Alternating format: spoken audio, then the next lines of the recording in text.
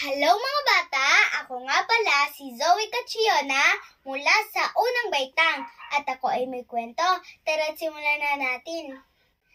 Ang pamagat nga pala nito ay si Leon at si Daga. Nung unang panahon sa kagubatan ay may isang leon na nakatulog sa kabusugan at may naparaan na isang daga. At naamoy ni Leon ang isang daga. Hinuli ni Leon ang isang daga. Gusto nitong kainin.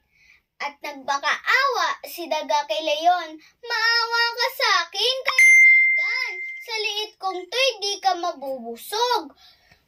Hayaan mo, makakaganti rin ako sa'yo. Paano ka makakaganti sa akin? Ang liit-liit mo. Pasalamat ka, kakakain ko lang. Sabi ni Leon. Ang sabi ni daga, salamat na nagmamadali umalis. Minsan, habang naglalakad si Leon sa kagubatan, ay hindi niya napansin ang isang bitag. Nakita na lang niya ang sarili niya sa loob ng isang lambat. At dumating si Usa. Nakita ni Usa ang nangyari kay Leon. Sabi ni Leon kay Usa, tulungan mo ko, kaibigan. Sabi ni Usa kay Leon, tutulungan kita pagkatapos kakainin mo rin ako. Ayoko at sabay alis. Hindi mapakali si Leon. Paikot-ikot, nagpipilit makaalis sa lambat. At dumating si Unggoy.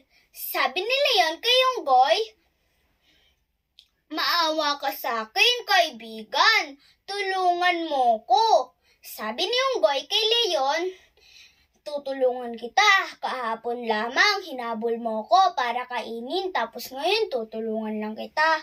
Hindi, ayoko. At dumiretso sa paglalakad. Tsaka dumating si daga.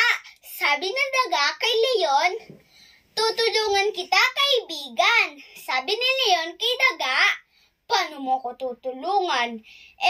Ang liit-liit mo. Pagalit na salita ni Leon. Hindi na lang nagsalita si daga. At sinimulan niyang ngat-ngatin ang lambat na daraanan ni Leon. Sa wakas, nakalabas rin si Leon. Anong tuwa niya? Sabi ni Leon kay daga, salamat, kaibigang daga. Hayaan mo, makakaganti rin ako sa'yo. Sagot ni daga, wala yun, may utang na loob rin ako sa'yo. At eto nga pala ang kwento ni Leon at ni daga. Tandaan natin mga bata, sa panahon ng krisis, huwag tayo magdalulong isip na tumulong kahit walang kapalit.